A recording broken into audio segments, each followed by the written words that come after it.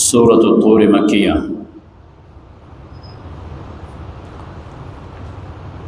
سبحانك لا علم لنا إلا ما علمتنا إنك أنت العليم الحكيم۔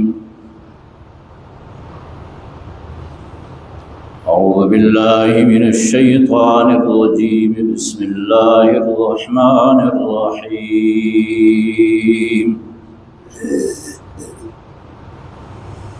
والطور وكتاب مسطور في رق منشور والبيت المعمور والسقف المرفوع والبحر المسجور إن عذاب ربك لواقع ما له من دافع۔ صدق الله وصدق رسوله النبي الكريم، ونحن على ذلك لمن الشاهدين والشاكرين، والحمد لله رب العالمين۔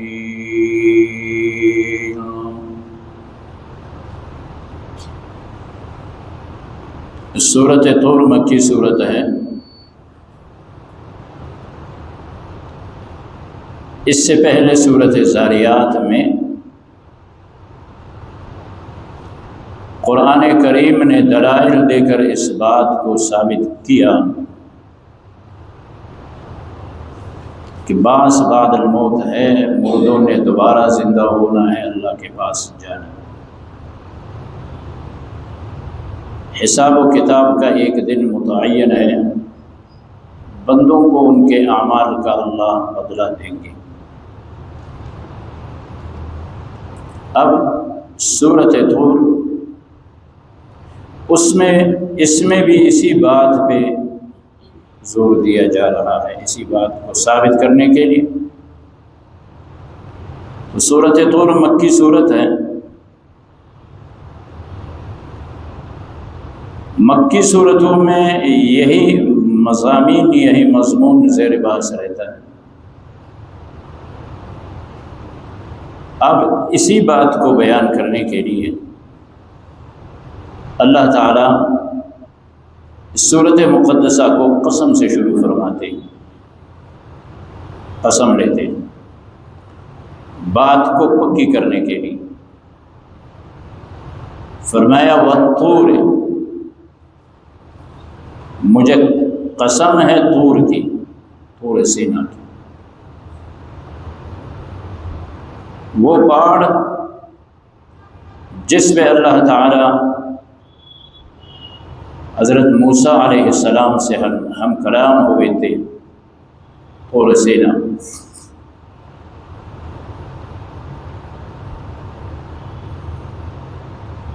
ویسے بھی عبرانی زبان میں پہاڑ کو طور کہتے ہیں، جہاں سے مراد طور سینا ہے، وہی پہاڑ۔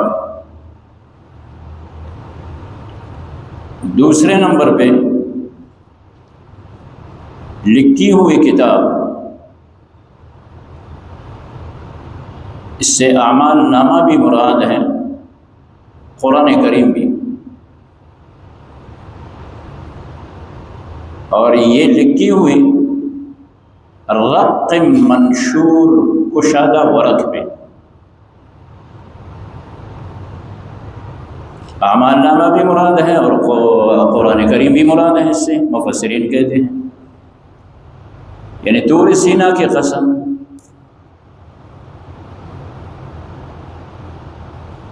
کشادہ ورق پہ لکھے ہوئے کتاب کی قسم، بیت المعمور کی قسم، ساتویں آسمان پہ فرشتوں کا قبلہ ہے بیت المعمور، بیت اللہ شریف کے بالکل سید میں ساتویں آسمان پہ بیت المعمور ہے، زمین پہ بیت اللہ، کعبۃ اللہ، اور ساتویں آسمان پہ بیت المعمور۔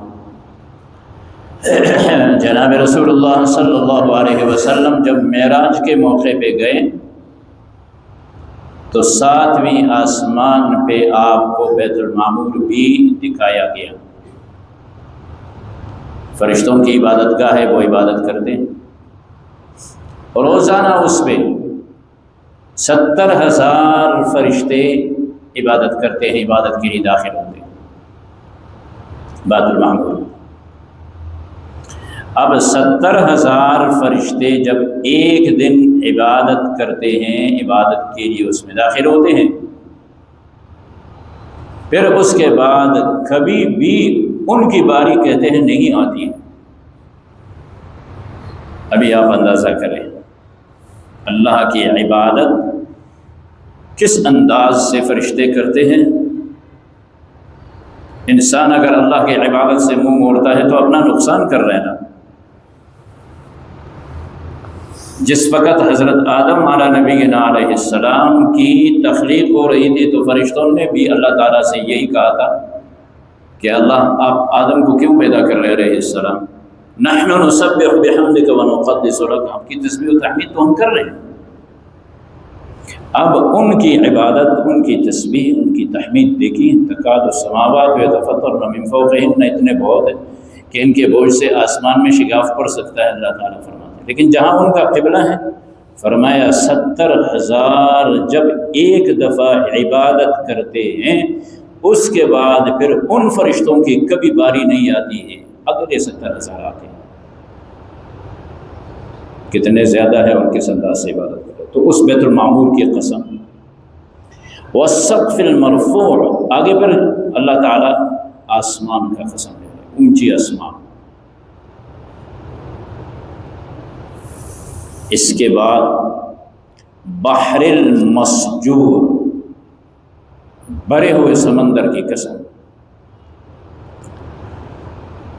سجر آگ بھڑکانے کو بھی کہتے ہیں، یہ سمندر ایک دن آگ بنے گا۔ ایک یہودی نے کہتے ہیں کہ حضرت علی سے پوچھا رضی اللہ تعالی عنہ کہ جہنم کہاں ہے؟ اس نے کہا سمندر ہے۔ کہا ہماری کتابوں میں بھی یہی ہے۔ تو وہ سمندر جو آگ بھڑکائے، قیامت میں یہی سمندر زمین کے چاروں طرف سے آگ بھڑکا کے جہنم بنے گا۔ جنت آسمانوں میں ہے اور سمندر جہنم ہے۔ ابلے ہوئے سمندر کی قسم، آگ بھڑکانے والے سمندر کی قسم، یہ سارے قسمیں لے کے اللہ تعالیٰ ارشاد فرما رہے ہیں کہ ان عذاب ربک لواقع، جواب قسم یہ ہے کہ تیرے رب کا عذاب واقع ہونے والا ہے، اس کو کوئی نہیں ٹال سکتا ہے۔ دیکھو ویسے ہی نہیں کہا کہ عذاب آئے گا، قسم لی 1 2 3 4 5 6، پھر فرمایا ان عذاب ربک لواقع۔ حضرت جبیر بن مطعم صحابی ہے رضی اللہ تعالیٰ فرماتے ہیں میں رسول اللہ صلی اللہ علیہ وسلم سے اس وقت ملنے آیا تھا جس وقت وہ مسلمان نہیں ہوئے تھے۔ بدر کے قیدیوں کے متعلق وہ آئے تھے مدینہ مسجد نبوی میں نبی علیہ السلام سے ملنے۔ فرمایا میں حالت کفر میں تھا، مغرب کی نماز کا ٹائم ہے اور رسول اللہ صلی اللہ علیہ وسلم مغرب کی نماز پڑھا رہے ہیں۔ مسجد کے باہر رسول اللہ صلی اللہ علیہ وسلم کی آواز آ رہی تھی، وہ سورۃ طور پڑھ رہے ہیں۔ حضرت جبیر بن مطعم کہتے ہیں رضی اللہ تعالیٰ عنہ کہ جب یہ آیت آپ صلی اللہ علیہ وسلم نے پڑھی ان عذاب ربک لواقع ما لہ من دافع، کہ تیرے رب کا عذاب واقع ہونے والا ہے، اس کو ٹالنے والا کوئی نہیں، کہتے اس آیت نے مجھے جھنجھوڑ دیا۔ میں نے یوں محسوس کیا کہ اب میں تباہ ہو جاؤں۔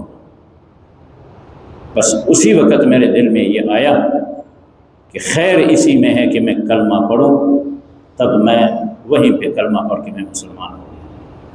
رسول اللہ صلی اللہ علیہ وسلم سے ملنے آئے تھے، بدر کے قیدیوں کے متعلق بات کرنے آئے تھے، لیکن جب انہوں نے یہ آیت سنی، دیکھو وہ قرآن کو سمجھتے تھے، ان کی زبان ان کی لغت تھی، وہ اس سے واقف تھے، قسم پھر جواب قسم جب دیکھا کہ اللہ تعالیٰ فرما رہے ہیں کہ یہ عذاب واقع ہونے، اور جب عذاب آئے گا تو پھر اس کو ٹالنے والا کوئی نہیں ہے، اس نے کلمہ پڑھا اور مسلمان ہو گئے۔ چنانچہ ارشاد خداوندی ہے اعوذ باللہ من الشیطان الرجیم بسم اللہ الرحمن الرحیم، فرمایا والطور، مجھے قسم ہے طور سینہ کی، وکتاب مسطور، اور لکھی ہوئی کتاب کی، فی رق منشور، کشادہ ورق پہ لکھی ہوئی، والبیت المعمور، فرشتوں کے قبلے کی، والسقف المرفوع، اور اونچے چھت والی آسمان کی، والبحر المسجور،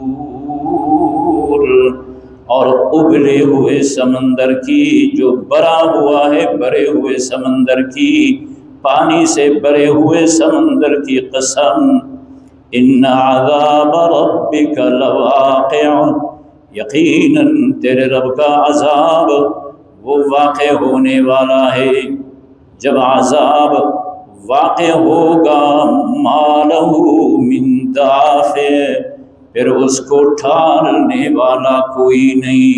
اللہ